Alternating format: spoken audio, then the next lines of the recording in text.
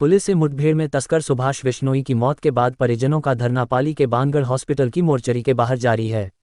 वे मंगलवार रात भर मोर्चरी के बाहर बैठे रहे। फिलहाल मांगों को लेकर समझौता नहीं होने से उन्होंने बॉडी नहीं उठाई है और धरना जारी है। इधर जोधपुर, बिलाड़ा सहित आसपास के क्षेत्रों से विश्नोई समाज के लोगों के पाली पहुंचने की सूचना पर पुलिस अलर्ट है। हाईवे चौकिंग जारी है। कई वाहन चालकों को समझाकर लौटाया। बता दें कि सोमवार की रात करीब 11:30 बजे Rajsamand DST district special team और तस्करों में आमने सामने की फायरिंग पाली जिले के खिंवाड़ा थाना क्षेत्र के दीवेर नाल में हुई थी, जिसमें पुलिस की फायरिंग में जोधपुर जिले के फटकासनी डांगियावास निवासी 25 साल के तस्कर सुभाष विश्नोई पुत्र मेहकाराम विश्नोई की मौत हो गई थी। मंगलवार शाम को शव पाली के बानगढ़ हॉस्पिटल की मोर्चरी में रखवाया था।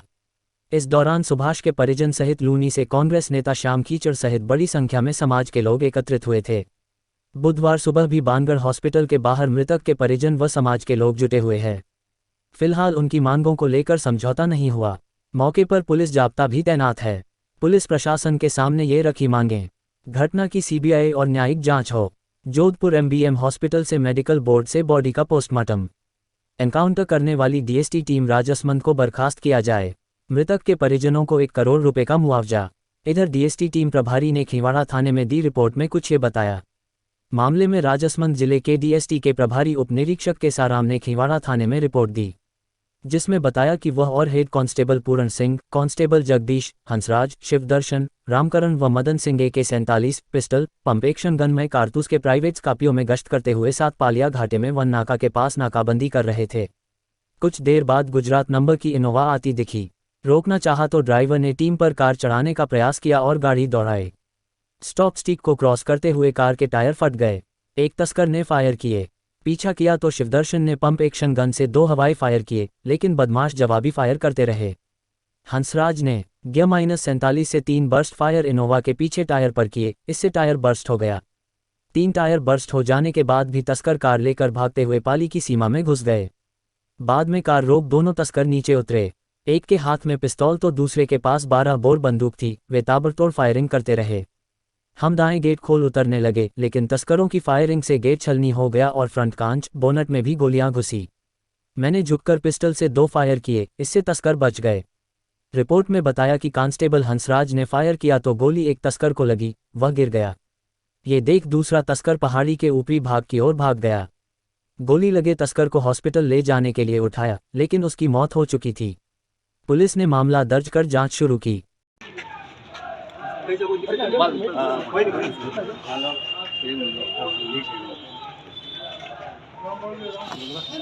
आजो रामपाल जी,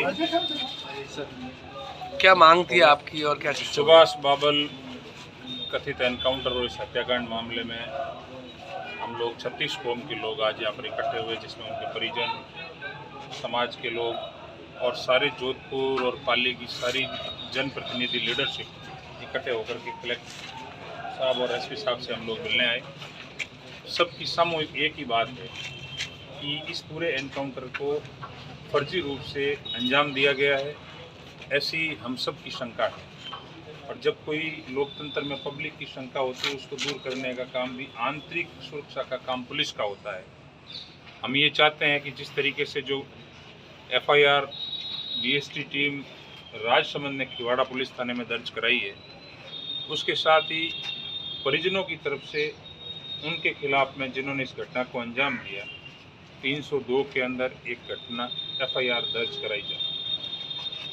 एसपी साहब से हमारी वार्ता हुई। एसपी साहब ने कहा कि मैं इसकी टेक्निकल बात को पता करके और लगभग बात पे सहमति बनी है कि 302 में अगर FIR दर्ज हो जाएगी, जुडिशियल इंक्वायरी की घोषणा हो जाएगी और मेडिकल बोर्ड, जिसमें FSL एक्सपर्ट, जो ब्लास्टिंग एक्सपर्ट साथ में रहे, ताकि ये पता लगे कि गोली को कितनी दूर से मारा गया है, क्योंकि गन पॉइंट रख करके गोली मारना प्रत्याशित हो रहा है। इससे हम लोगों का डाउट गिराया है। मुझे उम्मीद है कि जन भावनाओं की कदर करते हुए और परिवार को न्याय दिलाने के लिए जो हमारी डिमांड्स है, जो FIR दर्ज करनी है, उस पर गौर फरमाया जाएगा और निश्चित रूप से परिवार को न्याय जल्दी से जल्दी मिले, ये हमारी आशा है। धन्यवाद। बॉडी उठाने को लेकर क्या फैसला होगा? बॉडी बिल्कुल, अगर एफआईआर दर्ज हो जाती है और मेडिकल बोर्ड से पोस्टमार्टम हो जाता है और जुडिशियल इंक्वायरी की घोषणा हो जाती है तो हम लोग तैयार हैं। हमारी कोई इनलीगल कोई मांग नहीं है, ना हम कोई दूसरी तीसरी कोई इस तरीके की कोई गलत मांग कर रहे हैं। हम तो ये चाहते हैं कि एनकाउंटर अगर फर्जी हुआ है तो ऐसी घटना की पुनरावृत्ति नहीं हो, जो दोषी है उनको सजा मिले और जुडिशियल इंक्वायरी में दूध का दूध और पानी का पानी हो जाएगा और जो मेडिकल बोर्ड जो अभी पोस्टमार्टम करेगा उसमें भी सब पता चल जाएगा।